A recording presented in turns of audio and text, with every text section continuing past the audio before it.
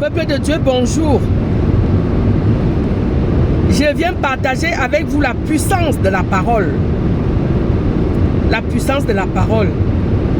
J'étais au Cameroun en 2023. Le dernier jour, la veille de mon voyage, la nuit, je devais partir le matin à l'aéroport. Donc la nuit, la diarrhée commence. Le ventre commence à faire mal. Je suis allé aux toilettes peut-être 5 fois.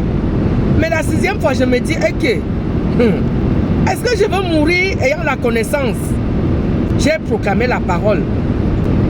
Je chasserai des démons. Je parlerai plusieurs langues. Je saisirai des serpents. Si je bois quelques breuvages mortels, elles ne me feront aucun mal. J'imposerai les mains aux malades et ils seront guéris. Et ils seront guéris de Dieu. La parole de Dieu est vivifiante. La parole de Dieu restaure. La parole de Dieu redonne vie. La parole de Dieu est tranchante. Croyez en la parole. Quand vous la proclamez avec foi, croyez en la parole.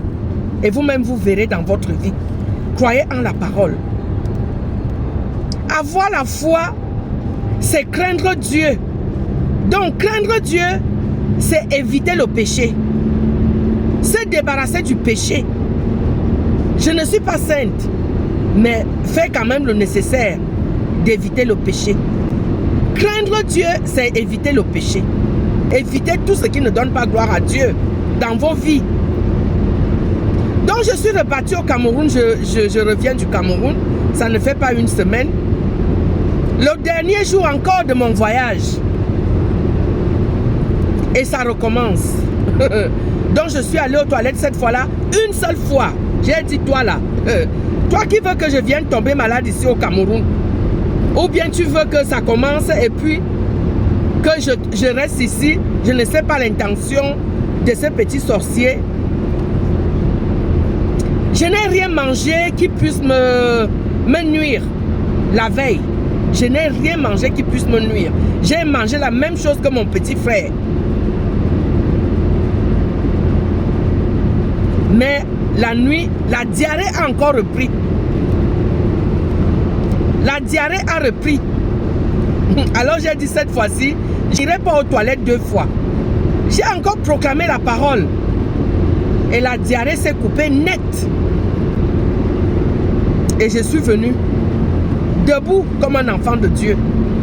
Donc croyez en la parole de Dieu. Craignez Dieu. Craignez Dieu. Craignez Dieu. Parce que quand tu vis en harmonie avec ton Père Céleste, la grâce de Dieu rentre dans ta vie. Et même la parole que tu proclames, elle rend les choses existantes. Les gens qui vous disent que le péché n'existe plus, ils veulent votre mort. Et c'est parce que vous êtes leur proie. Et c'est parce que c'est vous qui leur faites vivre. C'est parce que s'il n'y a pas des gens tourmentés, s'il n'y a pas des gens oppressés, s'il n'y a pas des gens malades, s'il n'y a pas des pauvres, vous pensez vraiment que les églises là seront pleines? Les églises là seront pleines? Non.